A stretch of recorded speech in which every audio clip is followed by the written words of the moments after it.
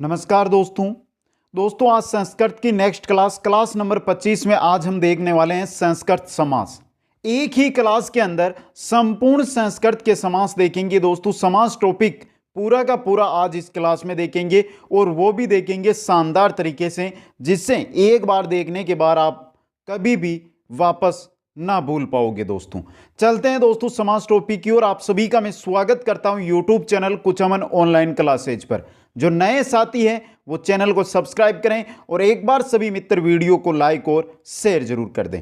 दोस्तों संस्कृत व्याकरण शिक्षण विधियां और व्याकरण प्लस शिक्षण विधियों के महत्वपूर्ण प्रश्नों के लिए आप जो हमारी ऐप है दोस्तों कुचमन ऑनलाइन क्लासेज, उसको प्ले स्टोर से या फिर डिस्क्रिप्शन में लिंक दी गई है वहां से जाकर दोस्तों डाउनलोड कर सकते हैं। डाउनलोड करने के बाद स्टोर में से आप दोस्तों पीडीएफ के माध्यम से सभी संस्कृत व्याकरण के टॉपिक, शिक्षण विधियां, व्याकरण के प्रश्न उत्तर और दोस्तों इसके साथ शिक्षण विधियों के 200 महत्वपूर्ण प्रश्न प्राप्त कर सकते हैं, जो आपको धीरे धीरे प्रतिदिन वहां पर मिलते रहेंगे दोस्तों।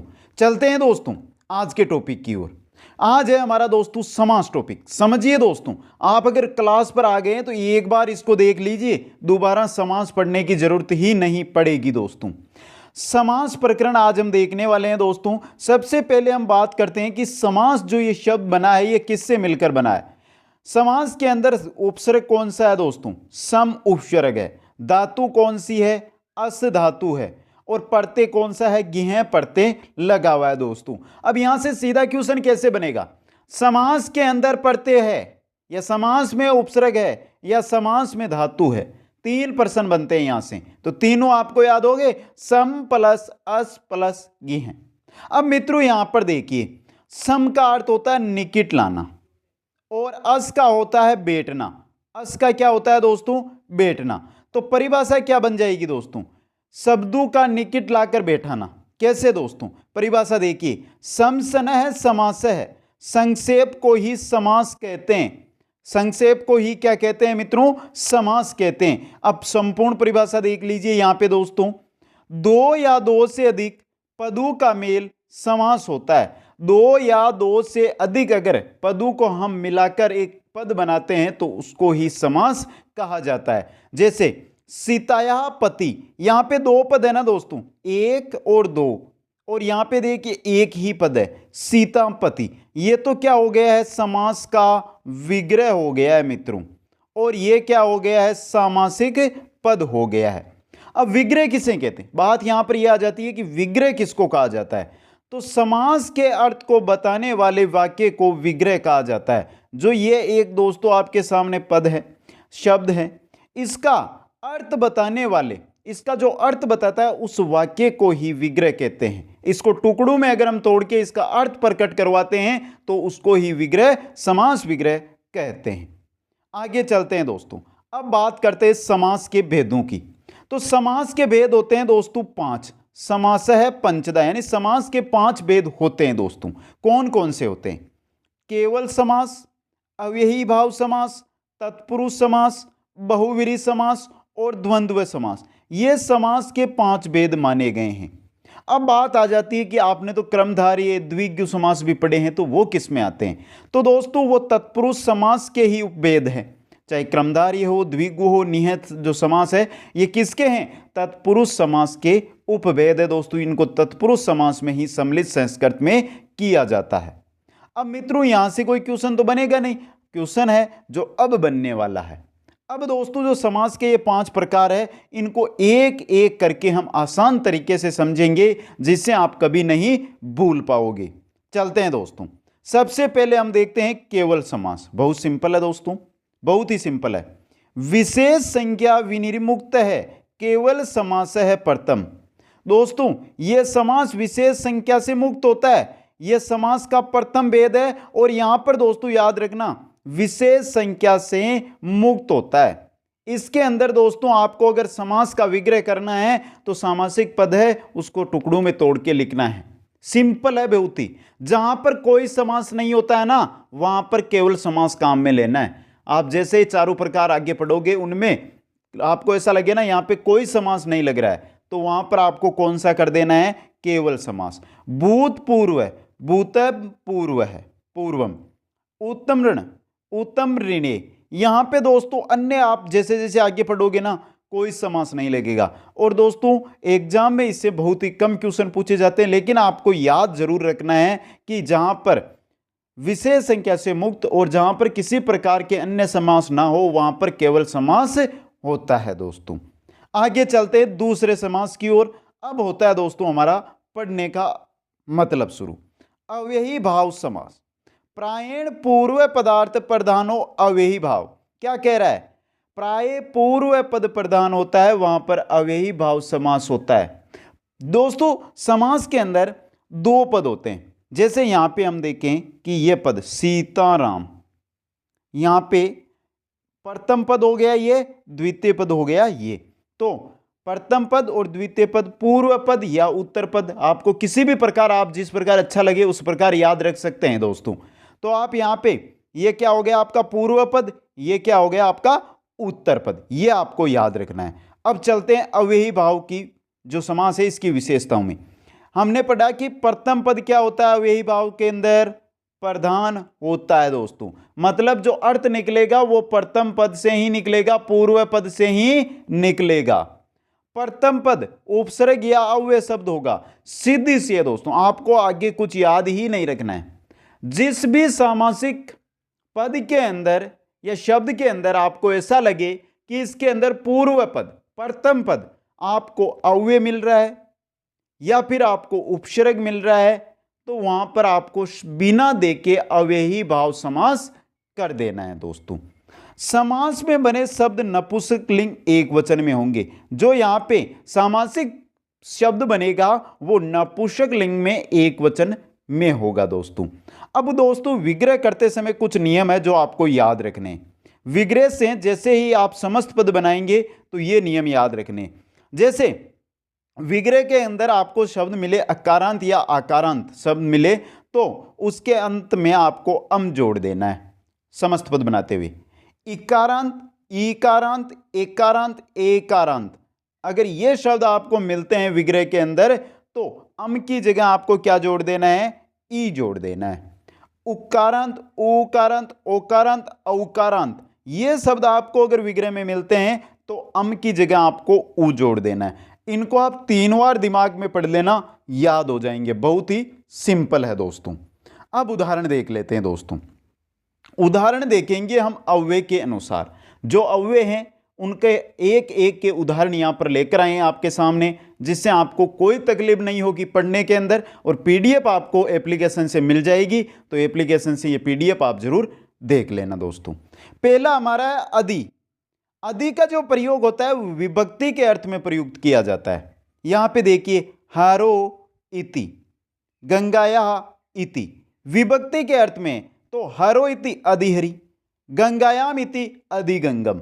यहां पे देखिए आपको अधि दिखाई दे रहा है, तो जैसे आपको अधि दिखाई देगा आप क्या समझोगे? कौन सा समास है? अव्ययी भाव समास है। उप का जो उप अव्यय है इसका जो प्रयोग होता है ना मित्रों वो समीप के अर्थ में होता है। गंगाया समीपम, उपगंगम। अब मित्रों यहां पे गंगाया समीपम आया है तो आपको समीपम का अनुमान लगाना है कि समीप के लिए क्या प्रयुक्त होता है? उप, उपगंगम। ये लगा दिया दोस्तों, उपगंगम दोस्तों। आगे चलते हैं दोस्तों। नेक्स्ट है दोस्तों सु। सु का दोस्तों अर्थ होता है समृद्धि या हम इसको ऐश्वर्य समझ सकते हैं। जहां पर प्रयोग करेंगे वहां पर ऐश्वर्य भी कर सकते हैं। पांचालनाम समृद्धि, सुपांचालान, सुपांचालम। अब यहां पे दोस्तों आपको समृद्धि विभक्ति जैसे आप विग्रह करोगे समस्त पद से तो आपको वहां पर जो सु है ना इसकी जगह जो समृद्धि है इसको प्रयोग करना है, ये याद रखना है दोस्तों। दूर इसका वेरदी अर्थ में होता है या दुर्गति के में जो अर्थ होता है वो दुर्गति होता है दोस्तों। यवननाम वेरदी दुर्वेनम, दुर्यवनम। अब यहां पर दोस्तों देखिए वेरदी आया है तो अगर आपको विग्रह दिया हुआ है तो वेरदी का जो प्रयोग होता है किसके अर्थ में होता है? दुर के, तो आप अपने आप लगा दोगे दूर यहां पे दोस्तों। आगे चलते हैं दोस्तों। निर का प्रयोग होता है अभाव के अर्थ में। जननाम अभाव है, निर्जनम, जननाम अभाव है, निर्जनम। अति अव्यय अर्थ में भी होता है और असंप्रीति के अर्थ में भी अव्यय जो अति है इसका प्रयोग किया जाता है। यौवन से अते निंद्रा संप्रति न युज्यते, यहां पे दोस्तों संप्रति और अत्ते के दोनों के अर्थ में है, तो आपको यहां पे याद किसका रखना है, आपको अति है इसका याद रखना है। अति यौवनम, अति निंद्रम, ये दो बहुत ही इंपॉर्टेंट उदाहरण भी है दोस्तों। आगे चलते हैं दोस्तों। इति शब्द प्रादुर्भाव अर्थ में हरि शब्द से है प्रकाश है, किसी शब्द पर प्रकाश डाल रहे हो, किसी चीज पर आप प्रकाश डाल रहे हो तो वहां पर इति का होता है इति हरि। अनु का जो प्रयोग है वो पश्चात योग्यता दोनों अर्थों के अंदर प्रयोग होता है। विष्णु पश्चात है, विष्णु के बाद, विष्णु के पीछे। रूप से योग्यम यानी योग्यता है रूप की। अनुरूपम अनु विष्णु, विष्णु के पीछे अनुरूपम रूप में योग्य। आगे चलते हैं दोस्तों। नेक्स्ट है हमारा प्रीति, प्रति विप्सा अर्थ में। अर्थम अर्थम प्रति प्रत्यर्थम, एकम एकम प्रति प्रत्येकम। यहां पे दोस्तों विप्सा यानी जहां पर क्या हो, वापस दो शब्द सेम आ जाए, वापस हो रहे हैं, तो वहां पर आपको क्या करना है, प्रति का प्रयोग करना है। यथा अंतिक्रम में अतिक्रमण का उल्लंघन न करने के अर्थ में यथा का प्रयोग होता है। इच्छाम अंतिक्रम में यथेच्छम, यह बहुत इंपॉर्टेंट भी है उदाहरण दोस्तों। नेक्स्ट में चलते हैं दोस्तों। नेक्स्ट है हमारा सह का सादृश्य, योगपद्य, सादृश, संप्रति, शाकल्य, पर्यंत अर्थ में होता है। सह या सह का, यहां पर दो दिए हुए हैं दोस्तों, सह और सह। चक्रेण युगपद है सह चक्रम। हरे सादृश्यम सह प्लस हरि सहरी। संख्या सादृश्य सह शकी। तो ये दोस्तों आपको याद रखना है, सह बहुत इंपॉर्टेंट है, बहुत जगह इसका यूज होता है दोस्तों, बहुत अर्थों में। सादृश्य, योग पदे, सादृश्य या फिर संप्रीति, साकल्य या पर्यतन, इन अर्थों में सह का प्रयोग होता है दोस्तों। आगे चलते हैं। ये तो हमारे थे जो इंपॉर्टेंट अव्यय थे जिनसे एग्जाम में आ सकते हैं, उनके उदाहरण। लेकिन अव्ययी समास अभी कंप्लीट नहीं हुआ दोस्तों। इसके दो और आपको महत्वपूर्ण नोट है जो आपके सामने रखूंगा, और इनसे क्वेश्चन एग्जाम में आता ही आता है दोस्तों। पहला है नदी विश्चय है। प्रथम पद अगर संख्यावाची हो, द्वितीय पद में नदी शब्द दिया हुआ हो। प्रथम पद तो संख्यावाची, द्वितीय पद में किसी भी नदी का नाम मिल जाए ना आपको, तो वहां पर नदी विशेष का नाम हो तो वहां पर कौन सा समास होगा, अव्ययी भाव समास होगा। जैसे पंचगंगम, पंचानाम गंगानाम समाहार, यहां पे समाहार प्रयुक्त कर रहे हैं, तो सर द्वंद्व समास नहीं होगा क्या, नहीं होगा मित्रों।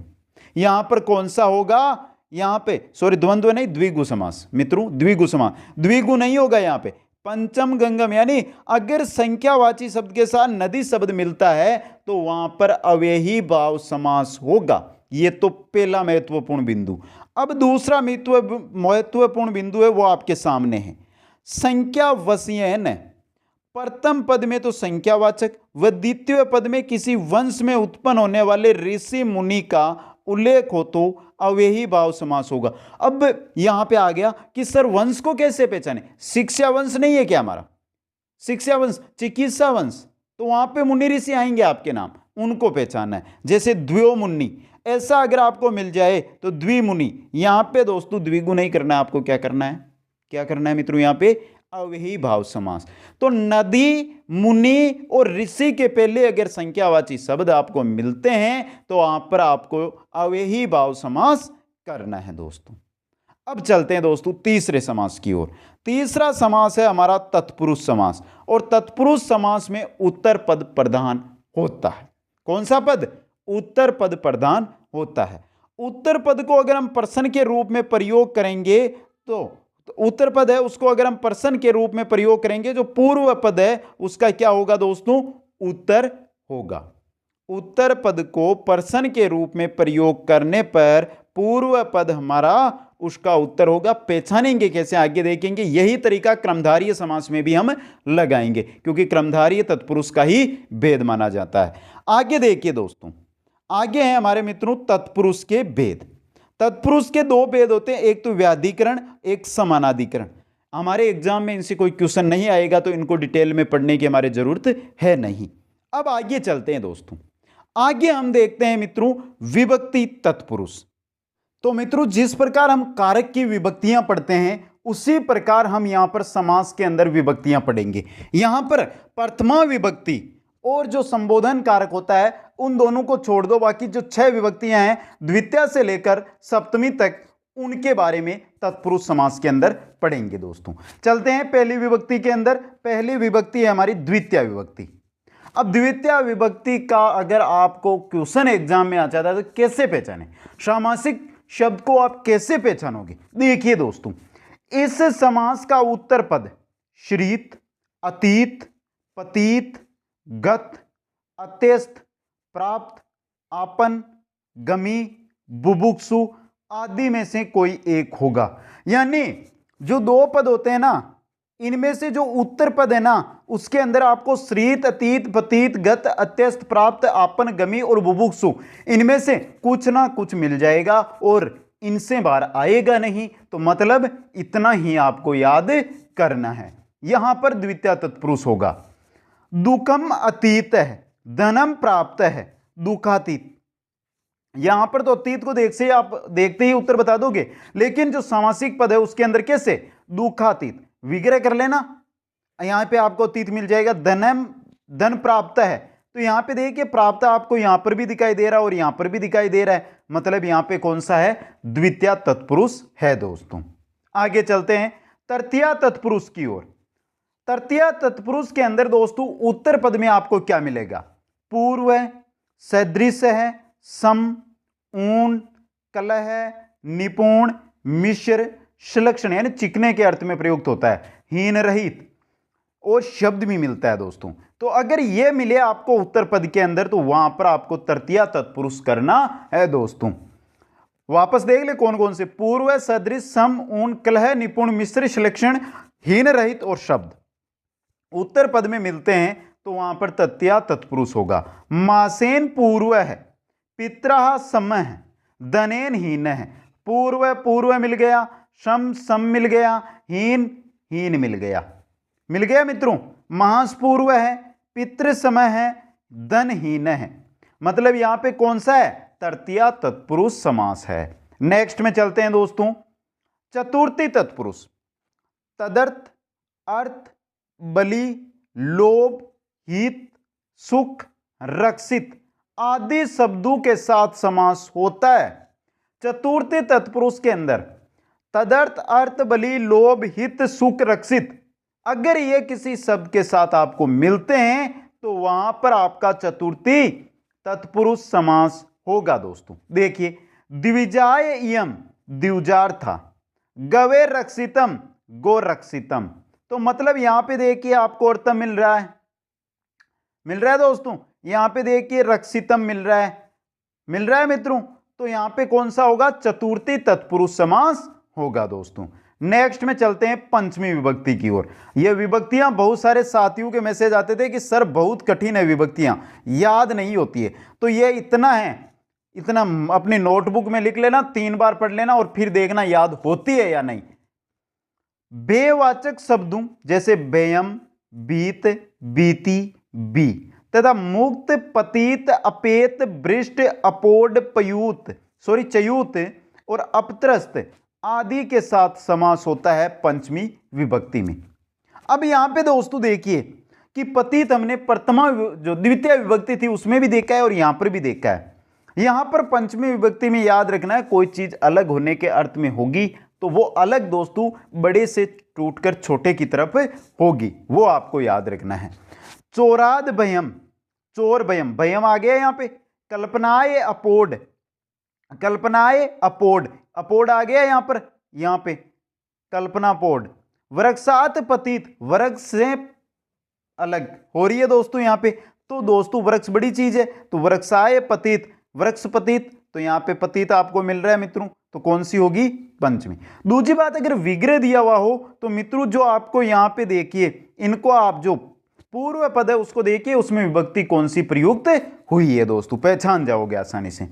आगे चलते हैं, इसी के अंदर कुछ और है दोस्तों जो आगे पढ़ेंगे। ये इसके उदाहरण नहीं माने जाते हैं, लेकिन जब इनको पढ़ना रहता है तो इसमें पढ़ना पड़ता है दोस्तों। स्तूक यानी कम होता है, अंतिक यानी पास में होता है, दूर यानी अल्प, दूर और अल्प आदि के साथ भी पंचमी विभक्ति प्रयुक्त होती है। दूरात आगत, दूराधागत, यहां पे दोस्तों ये 5 शब्द हैं, इनमें से आपको एक मिल जाएगा। इंपॉर्टेंट चीज है दोस्तों ये। आगे चलते हैं दोस्तों, नेक्स्ट की ओर। षष्ठी तत्पुरुष, पूर्व पद का उत्तर पद के साथ समास होता है। षष्ठी तत्पुरुष के अंदर आपको कुछ याद नहीं रखना है, पूर्व पद का उत्तर पद के साथ समास, दोनों पदों का आपस में समास होगा, समझने का प्रयास कीजिए। हिंदी का आप उनका अनुवाद करना चाहेंगे ना, तो का, के, की, का वहां पर प्रयोग मिल जाएगा। अगर विग्रह है और उसका संयुक्त पद बनाओगे तो का, के, की का लोप मिलेगा। ध्यान से देखिए, राष्ट्रस्य पति, राष्ट्रपति, राष्ट्र का स्वामी, का मिल गया ना। अब दोस्तों राष्ट्र और पति दोनों का, यानी पूर्व पद का उत्तर पद के साथ हो रहा है, राष्ट्र का पति, दोनों मिल रहे हैं ना दोस्तों। राज्य पुत्र, राजपुत्र, राजा का पुत्र, राजा का पुत्र। हिम से आले, हिमालय, हिम का घर, हिम का घर। तो यहां पे देखिए दोस्तों, पूर्व पद का उत्तर पद के साथ मिलकर समास हो रहा है ना दोस्तों। पहले हम पढ़ रहे थे वहां पर पूर्व पद का उत्तर पद के साथ मिलकर समास नहीं हो रहा था, यह षष्ठी विभक्ति में ही होता है, षष्ठी तत्पुरुष में ही होता है दोस्तों। आगे चलते हैं सप्तमी तत्पुरुष की ओर। शोंड, इस इंपॉर्टेंट भी है और बहुत सारे इसके शब्द भी है दोस्तों। शोंड, द्रुत, कितव, प्रवीण, सवीत, अंतर, अदि, पटु, पंडित, कुशल, चपल, निपुण, सिद्ध, शुष्क, पक्व, बंध आदि शब्द सप्तमी विभक्ति वाले शब्दों के पश्चात आए तो सप्तमी तत्पुरुष समास होगा। यानी कि ये शब्द अगर आपको मिलते हैं तो पूर्व पद में जो पद रहेगा उसमें सप्तमी विभक्ति होगी, बाद में इनमें से अगर कोई भी मिल जाए तो वहां पर सप्तमी तत्पुरुष आपको कर देना है दोस्तों। देखिए यहां पे अक्षेषु सोंड है, यहां पे देखिए सप्तमी अक्षेषु सोंड आ गया तो अक्षय सोंड है, जुए में कुशल। आचार्य निपुण है, आचार्य निपुण है, आचार निपुण, आचरण में निपुण। जले मग्न, जलमग्न, जल में डूबा हुआ। तो यहां पे आसानी से देखिए दोस्तों, जो ये शब्द मिल रहे हैं ये सप्तमी विभक्ति में प्रयुक्त हो रहे हैं दोस्तों। आगे चलते हैं दोस्तों, तत्पुरुष समास की विभक्तियां कंप्लीट हो गई है। अब हम पढ़ेंगे तत्पुरुष जो समास है इसके अन्य प्रकार। जैसे बीच में पहला ही आ गया हमारे अलुक तत्पुरुष। क्या कहता है अलुक तत्पुरुष? कहीं कहीं बीच की विभक्ति का लोप नहीं होता, ऐसे समास को अलुक समास कहा जाता है। जब बीच की विभक्ति का समास नहीं होता है, विग्रह नहीं होता है, लोप नहीं होता है, तो वहां पर अलुक समास होता है। जैसे यहां पे सहसा कृतम, तो सहसा कृतम, ये आगे इसका विग्रह हो जाएगा। तो दोस्तों ये इतना इंपॉर्टेंट नहीं है, एग्जाम में बहुत कम पूछा जाता है, लेकिन फिर भी मैं जो भी इसके उदाहरण है मुख्य वो आपके सामने लेकर आया हूं दोस्तों, ध्यान से देख लें। तृतीया तत्पुरुष के हैं सहसा कृतम, मनसा दत्ता। चतुर्थी का है आत्मने पदम। पंचमी का है स्तुकानुमुक्त, अल्फानुमुक्त। षष्ठी का है वाचोयुक्ति, शून्य शेप। सप्तमी का है युधिष्ठिर, सरसीजम। तो यह दोस्तों इनके अंदर कोई भी किसी भी प्रकार का कुछ लोप नहीं होता है। जैसे ही विग्रह से समस्त पद बनाओ या समस्त पद से विग्रह करो, जैसे हैं वैसे के वैसे ही प्रयुक्त होते हैं। यह है अलुक समास। आगे चलते हैं निह तत्पुरुष समास की ओर। बहुत इंपॉर्टेंट है ये। नकारात्मक अर्थ बताने वाला समास है निह तत्पुरुष समास। अब इसको हम कैसे करेंगे ये याद रखना है। नकारात्मक मतलब न आएगा, विग्रह करेंगे तो आपको न मिलेगा। क्या मिलेगा? न। समस्त पद के अंदर आपको प्रारंभ में क्या मिलेगा? ए मिलेगा। यह आपको जानकारी होनी चाहिए। लेकिन उत्तर पद का प्रथम वर्ण, अगर उत्तर पद का प्रथम वर्ण अगर सवर हो तो निह को अन हो जाएगा। निह का क्या हो जाएगा? न का क्या हो जाएगा? अन हो जाएगा। और अगर उत्तर पद का प्रथम वर्ण व्यंजन हो ना तो निय यानी इस न का क्या होगा? ए हो जाएगा। यहां पर देखिए, यहां पे दोस्तों अब आराम से समझिए कैसे हुआ ये।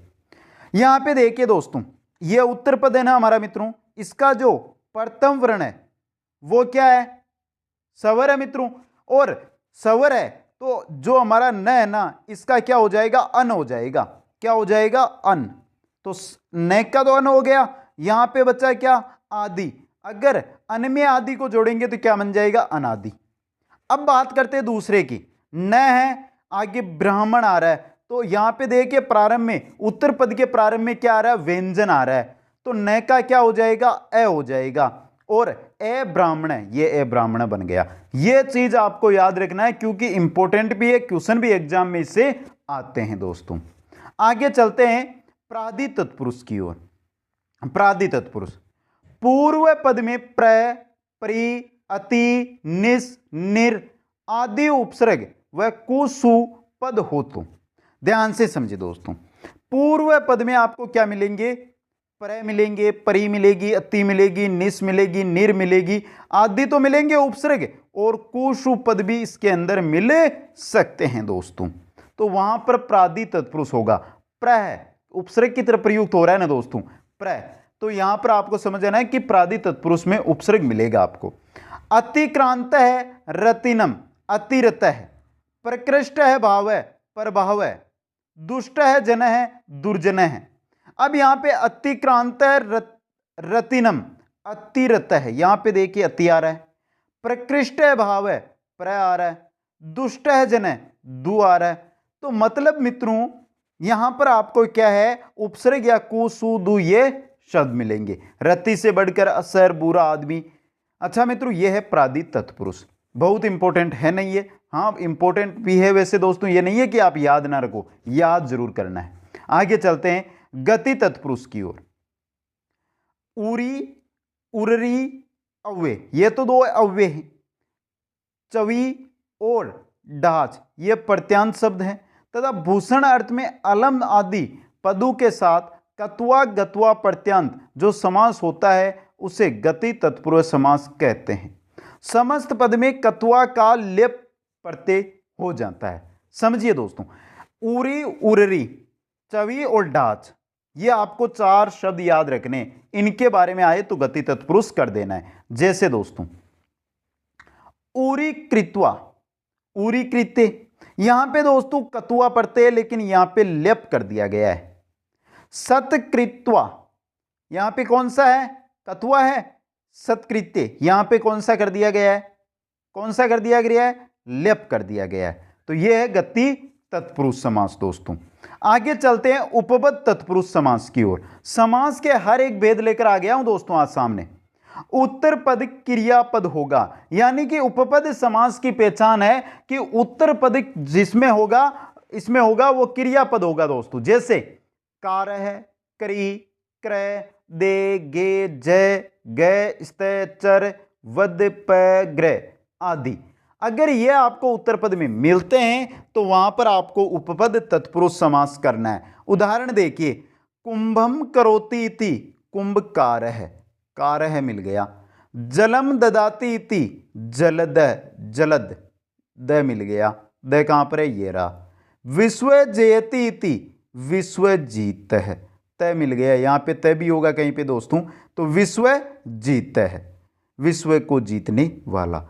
तो जहां पर उत्तर पद क्रिया के रूप में कार्य करता हो वहां पर उपपद तत्पुरुष समास होगा दोस्तों। अब चलते हैं आगे दोस्तों क्रमधारय समास की ओर। बहुत ही इंपॉर्टेंट है क्रमधारय समास दोस्तों।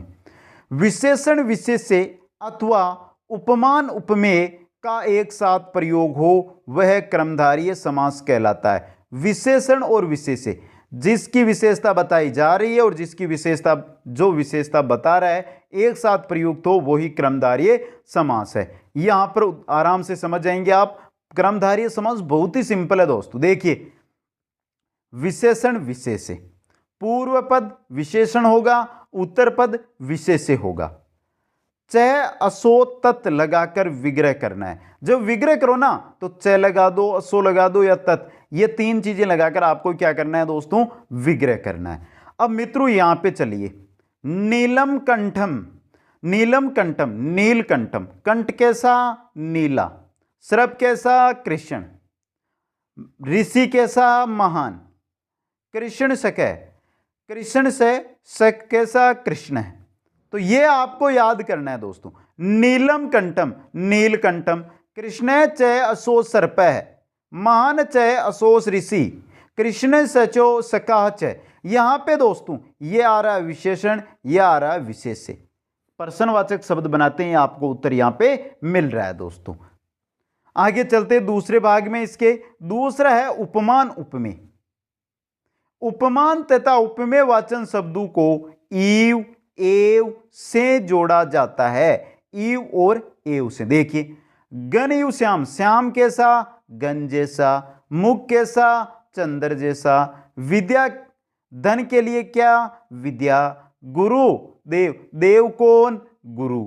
अब समझे दोस्तों कि मैंने जो तत्पुरुष समास के प्रारंभ में एक ट्रिक बताई थी कि तत्पुरुष समास के अंदर बहुत सारे, अगर आप पहचानना चाहते हैं तो उत्तर पद को प्रश्न बनाइए, पूर्व पद उसका उत्तर होगा दोस्तों। देखिए यहां पे घन है इव श्याम है, घन श्याम है, मुखम चंद्र इव मुख चंद्र है, विद्या एवं धनम विद्या धनम, गुरु एवं देव है, गुरुदेव है। तो यहाँ पे मित्रों विशेषण विशेष्य और उपमान उपमेय दोनों का एक साथ प्रयोग होता है, वो ही क्रमधारीय समास होता है दोस्तों। आगे चलते हैं दोस्तों, नेक्स्ट है द्विगु समास। ये भी तत्पुरुष समास का ही भेद है। देखिए पूर्व पद संख्यावाचक, उत्तर पद संख्यावाचक। संख्या संज्ञा याद रखना है। संख्या यानी 1 2 3 4, संज्ञा यानी कि कोई भी वस्तु प्राणी आदि का नाम। समझे दोस्तों, यह समास समूह के अर्थ में प्रयुक्त होता है, समूह का अर्थ यह प्रदर्शित करता है। अब यह बहुत सिंपल है तो उदाहरण देख लेते हैं इसके दोस्तों। द्व्यो मुखियो समारह, द्विमुखी, मुख तो यहां पे संख्या आ गई, और द्वि दो, दो क्या आ गई मित्रों, संख्या आ गई। चतुर्णाम पदानाम समारह, चतुष्पदी, त्रयाणाम लोकानाम समाहरह, त्रिलोकी। तो जिस भी समास में प्रथम पद संख्यावाची होगा वहां पर द्विगु समास होगा। अब मित्रों याद वही रखना है जो हमने अव्ययी भाव में पढ़ा था। नदी ऋषि मुनि शब्दों से पहले अगर आपको संख्यावाचक शब्द मिलता है तो वहां पर अव्ययी भाव समास होगा दोस्तों। आगे चलते हैं दोस्तों द्वंद्व समास की ओर, और द्वंद्व समास है बहुत इंपॉर्टेंट। द्वंद्व जो समास है ना मित्रों, इसके अंदर दोनों के दोनों पद क्या होते हैं, प्रधान। उत्तर पद और प्रथम पद और द्वितीय पद, पूर्व पद या उत्तर पद, दोनों के दोनों क्या होते हैं, प्रधान होते हैं। अब दोस्तों इसको हम 3 भागों में बांटकर इसका अध्ययन करेंगे। पहला है जो द्वंद्व का प्रकार वो है इतरेतर द्वंद्व। दोनों पद प्रधान, समस्त पद में संख्या के अनुसार वचन का प्रयोग आपको करना है। कितनी संख्या है उस हिसाब से आपको वचन प्रयोग करना है। तो दोनों पद प्रधान रहेंगे इतरेतर द्वंद्व के अंदर दोस्तों।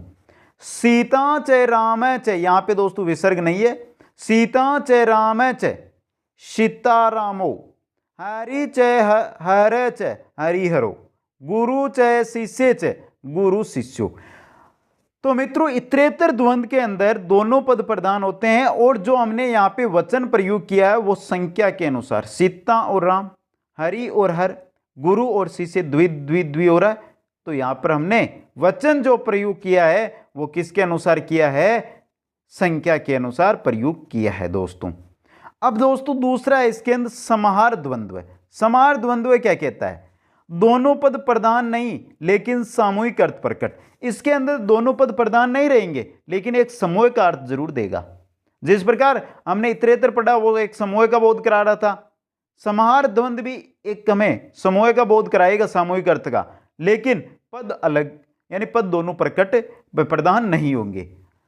चरस्य अचरस्य अनियो समाहार चराचरम, अह च निशा च अनियो समाहार अहरनिशम।